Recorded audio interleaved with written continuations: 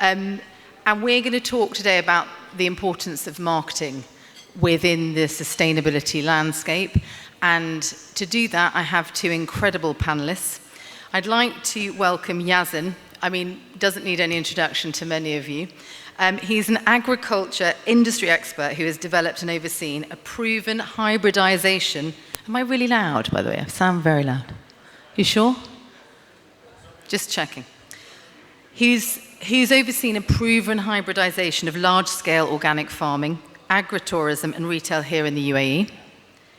In his capacity as GM of Emirates Biofarm, he is helping to address food security in a country that has a high dependency on imports. So it's helping the hospitality from the inside out, transforming it from plant to plate. In his spare time, I can't imagine he has much, he's leading the strategy and development of the Food Innovation Hub in the UAE for the World Economic Forum. So proper overachiever. Please welcome Yazen to the stage. To join him, we have Radhika, who needs no introduction, but I will. She is on a mission to empower businesses with actionable sustainability solutions. And obviously the proof is very much in the zero waste pudding, and it's why we're all here. Founder of Sustainability Kiosk, as we know, the MENA region's first B2B platform connecting hospitality, all of us lot, with local green solutions, Yazen and his mates, across energy, water, waste, consumables, cleaning and services. I had to read this because it's too long. To support reduction in carbon emissions. As the host of Sustainability Stories podcast, which we all want to be on, incidentally, she uses her platform to amplify the voices of you, the sustainability leaders, fostering a collaborative path towards a people, planet, profit balance. Before we start our panel, and there will be a Q&A at the end, I just want to say a few things about marketing and sustainability, just as a food for thought. And just to be clear, whilst I have the great honour of working in marketing and PR, I don't believe in PR in the traditional sense. I believe in it as an impact relations piece. We do the right thing because it's the right thing to do, not because it's going to garner column inches. And I think that's the massive differentiation that we need as an audience and as an industry. But as we face the pressing challenge of climate change, the importance of marketing sustainability efforts cannot be overstated. Our industry holds a unique position, influencing both customer and consumer behavior and environmental practices, which we've seen in evidence today. With the increasing competition in the marketplace, effectively communicating our sustainability initiatives is essential, and it's a differentiator. Beyond just the booking.com stats as well, especially with a Gen Z audience. It's about more than just enhancing the brand image, though. It's about inspiring immediate action from our audiences.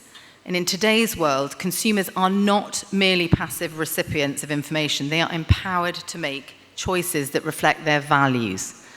By sharing our sustainability stories, we, as responsible hoteliers, have the opportunity to ignite passion and motivate others to adopt eco-friendly practices too. This ripple effect is crucial in our collective fight against climate change. And moreover, as brands demonstrate their commitment to sustainability, as you all do, they can set new benchmarks for others in the industry. By showcasing successful initiatives and transparent communication, and the transparency is the key. We inspire competing businesses, like all of ours, to step up their efforts. We can't resist because it's all about FOMO in this day and age, fostering a culture of accountability and collaboration that benefits anyone. So today, the conversation, and I hope it's a natural flow of conversation for you, is all about uncovering kind of best practice and some case studies that hopefully will make sense of things for you. So, thank you so much. Story of my life. So, we're going to start by discussing the importance of storytelling, which has been really evident again today in some brilliant storytelling that's been going on in communicating sustainability efforts. And for you both to share your thoughts and tips on how brands can create compelling narratives. So Radhika, it's pertinent to start with you because your podcast is called Sustainability Stories. Why is it so important? Good question. And I think the reason for actually including this session is what we lack, and I think what Paul Patterson shared or what James shared was, what we lack is the communication story. We're doing some fantastic job in the journey. Some are doing it really well, but are afraid because they might be called for greenwashing, so they don't share. Whereas some are bothered that probably they're sharing too much, so they don't share enough, and that's green hushing. So with all of this terminology floating around, I think we just get scared about, is it the right thing? Am I doing this enough? And so we don't share. But what I've realized is, when I started Sustainability Stories, I've done 35 podcast series now, and it's just amazing to hear the journey that each one has been. And so many times, people are happy to share inspiring stories about what's worked well for them, what's not, what's the opportunities. And that really helps, because you don't want to reinvent the wheel every time. And it's amazing if someone can share, and you start from there, because 2050 is not far. So we need to share the stories more. And I mean, I always say that perfection is the enemy of progress in sustainability. And so people are loath to share the story until it's perfect, because we live in that, Instagram world where everything is not as it seems. Speaking of Instagram, some amazing content. I'm a huge fan of Emirates Biofarm, not just the produce, which we use obviously in all her hotels, but I really love the content. Hands up who follows Emirates Biofarm? Shame on you. Oh, get your phones out now, please, and follow Emirates Biofarms. Come on. Go to 100K today. Sharing is caring, not scaring. 66K? Maybe. Your social feed, Yazen, is rich and it's vibrant and shares your brand's soul. Why is that crucial to your business? I think the business we're in, we're in organic, sustainable agriculture. And there's a cost associated with this environmental friendly way of farming and producing food. And if you're not able to communicate what the value is to the end consumer, they're not really gonna, gravitate towards the brand. And one of the things that we're very cognizant of, you're never gonna find on our page like fresh tomatoes by now, we don't talk about, of course we sell tomatoes and cucumbers, and we're trying to give what is our culture, what is our story, what are we doing, what does organic mean, and we find that that's what resonates with people the most. They want to know, they want to feel like they're on a first name basis with the people that are growing their food. So we try and make sure we share that, and sometimes it's difficult. Radhika just asked me how many followers you have, and I said I don't know, because I don't like the sound of my voice, so I've never heard back anything I've recorded. You should watch it, it's really good. Yeah, so I let the social media people do their thing, but yeah. So that speaks to your authenticity. You've got an amazing new content series called Meet the Dreamers, and for me, this is such a case in point of exactly what Yazen's just said, which is sell the dream, not the product. And do it with heart and soul, and do it because you believe. And that's how Nike works, right? Since they've never gone on TV and sold you a running shoe, they've sold you a fight against adversity, and just to do it. And that means that when you turn up in that store, you're already in the mindset of that purchase. So can you talk a bit about Meet the Dreamers and the inspiration behind it? Honestly, you need to watch this after today's event. If you don't, then, shame on you, seriously. But what was the idea of the concept hook for the narrative? So Meet the Dreamers was an initiative done under Expo and continued under COP28. The UAE Pavilion in those events, and now the UAE Pavilion is actually participating. So if there's a Doha event or in Amsterdam now, the UAE is participating always in these pavilions, and they want to showcase their dreamers, and that's how that started. So Emirates Biofarm was one of the first 10 dreamers showcased, and then it continued on to Doha, UAE Pavilion, and so on. It showcased, we have this unique situation where we're in the middle of literal desert dunes, so it's not a metaphor. You can see the farm in the middle of dunes. So when you showcase that, and you we have a family history of agriculture in the UAE. So when you showcase and you talk about the history, plus the vision. We're not there yet. I wouldn't say we're halfway even. So we're talking about a vision that we have, and this is a dream, and this is where we are now on our way there. And you want to get people to kind of join you on this journey instead of here buy a final product. You're kind of helping me get somewhere. And it tastes better. Food made with love, I think we can all agree. In fact, statistics support it. If you look at McKinsey statistics on customer satisfaction, for example, more diverse kitchens are 35% more successful with respect to customer satisfactions than those that aren't. So diversity tastes better. Radhika, from your point of view, so is your role as podcast host and community enabler? Has she had you on the podcast? No, not yet, babe. Neither. I know. Unbelievable. What's going on? Actually. Right? This is an After outrage. this, straight after. It's an outrage. Straight Anyway, after. That's why I not brought today you though, because I told you it's a You're busy week. here now. She's unstoppable. If you You're say here. yes, then she literally will go for everything. I don't know if here you've now, had that same experience. It's brilliant. So in your role as the podcast host, who hasn't hosted either of us, and community enabler, apparently, obviously not according to us though, you have heard many stories. Can you share with the audience some of the most compelling? Obviously, we've heard lots today. So Russell, you're not going to get a mention. Sorry, mate, but it's a brilliant story, yours. What are the most amazing, compelling brand narratives that you've come across? First of all, I interview hoteliers. And Nikki, you're next. Oh, yeah. And You've Yazen, got to do your Emma, time not comes me. I'm next. her standard. So with that, I think one of the good thing is now the podcast is sponsored by the Green Collection Hotels, which is the Global Hospitality Alliance hotels, which Anantara is also part of. But Green Collection Hotels, I've realized, have such amazing stories. And one particularly, which I interviewed recently, was the Park Royal Marina Bay, Singapore. And what I really liked about Park Royal was just the way they've encouraged students to come into the hotel to learn what they do back of house. And I think it's such a personal favorite of mine because the last 2 days, we've been interacting so much with students. And their attention span to things is so minimal. But their curiosity level is just the opposite. So it's just, but they are the future, and that's why we all care so much about sustainability. But not giving them the podium to actually come and experience what's happening back of house, and that's a regular program that Park Royal has.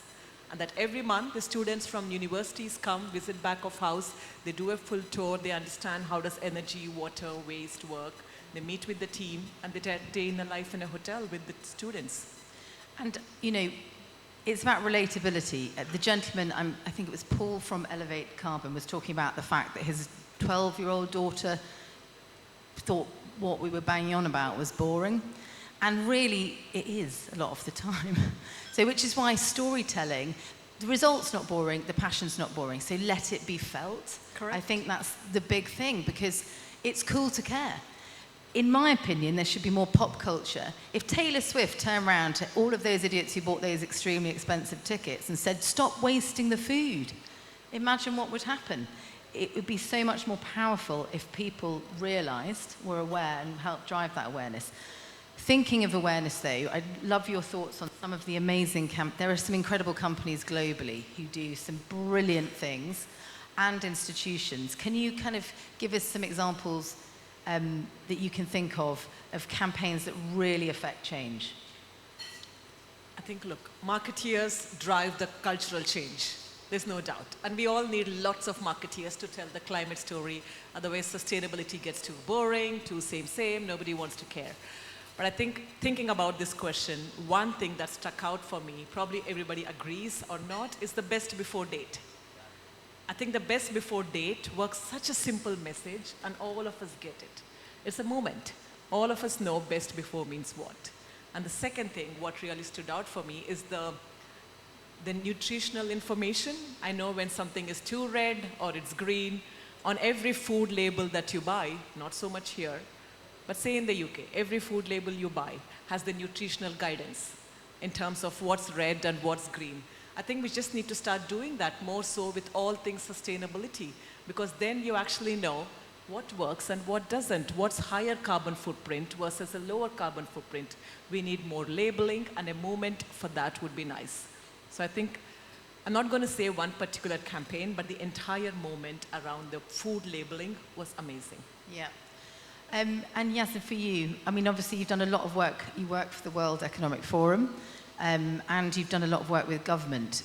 Can you kind of share some of your insights on there's been some incredible campaigns that the UAE government have really pioneered, and COP28 was just, for food systems transformation, was a masterstroke from Her Excellency. I mean, you know, she got it on the multinational agenda and in national strategies for the first time ever. So can you share some of your insights? To be honest, I think the UAE government and the government media office and the Dubai Tourism and Culture and Abu Dhabi, also Department of Culture, do have really excelled. And post-COP, post-COVID, they really came out with, you know, the greatest winter campaign, and you have the food waste initiative with NERMA. There's one that's coming up I can't share too much about, but in a month, it's going to be... True marketeer. It's Say, like a true marketeer. It's not mine, that's why. So it's same as the greatest winter campaign, but it's about agriculture in the UAE. So local farming and supporting local produce. And where that's really important from Dubai and the UAE, but generally, because it's run as a brand, right? So Dubai is, and it really is run as the whole, you know, mechanic of Dubai tourism is built like a startup. And you know, it's 100-day turns on projects and stuff. And just on that, Nikki, I think Dubai Can is one of the really good examples where the momentum just picked up. And I think a lot of sustainability initiatives need the momentum, and then the adoption is faster. I think that's the momentum that marketing and the cultural activation needs to happen. And a great example, because obviously it does what it says on the aluminium can, because it makes you realize that it's not impossible to make a shift. How can we educate consumers better? So we spoke about tangibility, because sustainable practices, it's brilliant, it's lengthy, and actually, I mean, I see it in hotels where the brilliance is in the engineering departments, but we need the marketing departments to care and to get educated and to take a walk through the back of the hotel and actually ask some questions, because there are so many stories to uncover. But what advice can you give to this audience on how to simplify the complex so it becomes more, you know, consumable? Can I just say that, you know, while putting this panel together as the organizing committee, except you, it was really hard to find hoteliers who actually tell a marketing story right.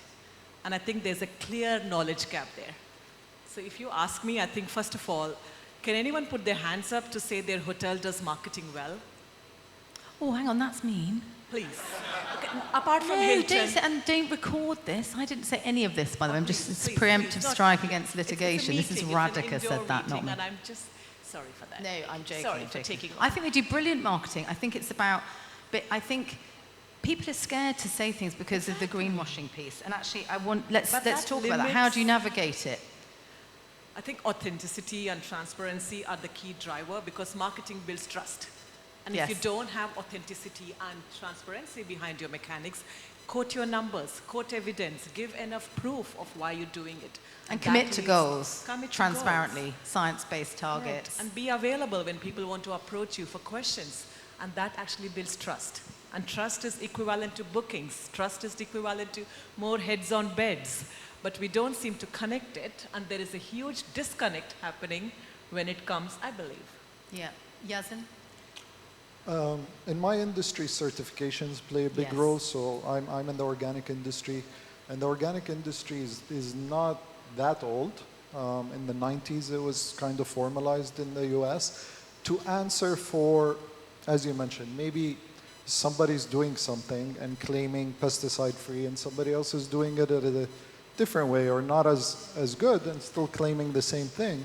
So there was a need to create standardization and a certification. And globally now, organic is growing 15% year on year. You can see Carrefour shelves between 5 years ago and today. You know, you're seeing entire spaces dedicated to organic. And we all understand what organic means. It gives that baseline that somebody audited, took soil tests, lab tests, and it means there's no chemically treated seeds, there's no chemical fertilizers, as well as there's no chemical pesticides. But then you get the other stuff that's like natural, Yeah. pesticide, which nobody audits or checks or certifies. So it's like, what is the credible certifications? And then to stand by them and to police them as an industry. Unfortunately, sometimes us farmers, we're policing the industry. A lot of, especially the hoteliers, they want to do the right thing. They want to try and support local. And I think this vegetable box gives an indication. Right now we're in October, so it's not going to have carrots. It's not going to have potatoes. It's not going to have onions. This isn't the UAE farming season. You can find it online. It's on our website. Has seasonality to it. And you have these guys supplying carrots 12 months a year as local. It's a problem. So I think the more we're going to go into these projects and programs, the more certifications that are trustworthy are going to be needed to verify, is my supplier also doing the right thing? 100%. But are there plans, because obviously organic in the UAE is tricky because it has yet to have its official accreditation from what I understand. It does. It does. There's a UAE version. The version of it. Okay. So with farmers, you're in good hands. The problem comes when you're dealing with your regular fruit and veg supplier, and then he can easily change his quotation to say organic. Because it's not coming packaged, so you don't know what farm, there's no certification on it. So you're kind of trusting that. I've been sold Emirates Biofarm yellow zucchinis to my house that I did not produce. So it's ridiculous at some point. I was with Pure Harvest yesterday, and they told me that they found suppliers printing their stickers. So this is a huge issue. Yes. And food fraud is, this isn't a localized challenge. This is global, with honey, with oil, with olive oil, with fish, with so much. So as an industry, the best way is to look at, okay, what's in season? Because if you try to create a recipe and then buy local, it's a bit problematic. So you got to find what's in season and then work the other way around. So I'm intrigued to find out about this agricultural campaign, because presumably that's going to touch on this. Marketing-wise, it's going to push for it. Hopefully we have a few initiatives to kind of support the Grown in UAE brand, that if something says UAE, it should be UAE, obviously. And then, having a Grown in UAE festival, maybe a sourcing guide, an annual calendar, so you can see who the farmers are, what is the calendar, some recipes, maybe more camel milk. Because ultimately, right now, we have Dubai and Abu Dhabi, and this hospitality industry is now leaders, in my opinion.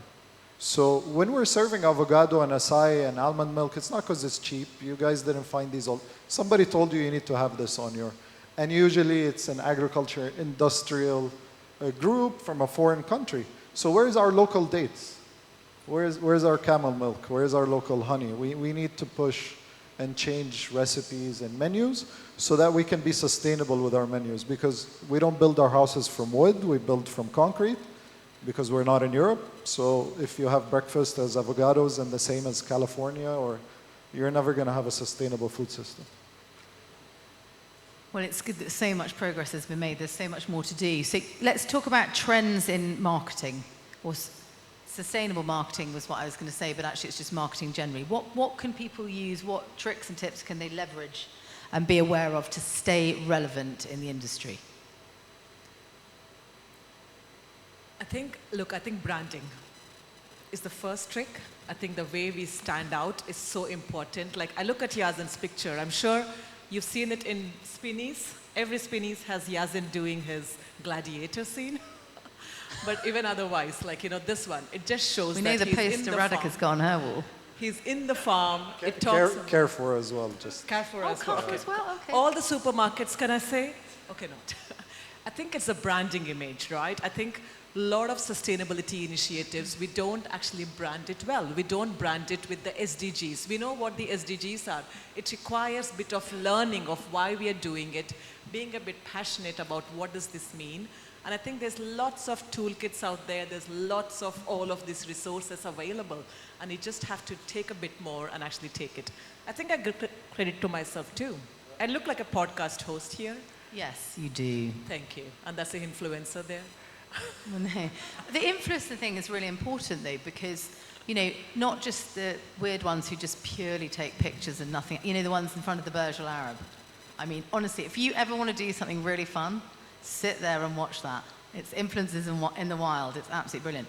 But actually using proper influence within micro communities and leveraging the power of that, if that is super important. Do you guys work with influencers and UGC? Because I see your content's very brilliantly curated, but do you work with content creators? Yes. To do that? We make sure that we are inviting, as a lot of people are, inviting influencers out to showcase the work that we do. But obviously, you know, that's a two-edged sword. You got to make sure that their values align. Yeah, yeah. So you got to be associated. It's not about numbers of followers. We don't. That's not. You know, if the whole page is sanity, not vanity, as I heard earlier today. It was brilliant. So yes, we follow that. And to be honest, most of our marketing is also not showcasing the entire experience and trying to get people to come out and experience. So with hotels, a lot of them say, for example, there's a hotel garden or a hydroponic farm or so on. The impact of actually having dinners in that farm or bringing people up or having, you know, educational courses, it's way higher because then they're showcasing it in the right light versus you saying, hey, I have a hydroponic farm. So we're not going to go too much over. I just want a key takeaway from both of you. I think at the minute, the climate story needs to have marketing lens, and we need marketeers. And that's my one takeaway, to say it's a job. Everyone needs to upskill in this. And I look forward to influencers like Niki and Yazen as we actually build on this to say, let's tell the story better. Otherwise, we're not inspiring the next generation. We're not taking this forward, and sustainability is harder for us to cross if not for marketeers. Thank you. Yazen? You know, we find that the really impactful marketing is also people coming out and having an actual experience. So we're trying also to partner with hotels where we can set up a vegetable garden for them.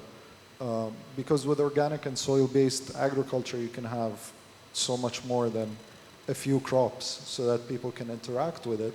And we think that that experiential aspect, and as Radhika was saying, bringing them back and seeing the operations, taking some guests to a farm, even branding a field, why not? You know, sponsor a farmer. I love that. Sponsor a farmer, why not? Instead of just, because, you know, many of us in the industry also know that if we set up a farm. Tattoo. Yeah. I like that. If we set up a farm at a site, sometimes it's too small. You know, the production is 3-5 kilos a day. So it's not serious impact on your ingredients. But if you're helping an entire farm and supporting them, then you're going to have some... economically as well as environmentally. Yeah. Thank you both so much. I think my key takeaway is climate is the most important story of our time, so tell it. Thank you so much, Niki. Thank you, Yazen.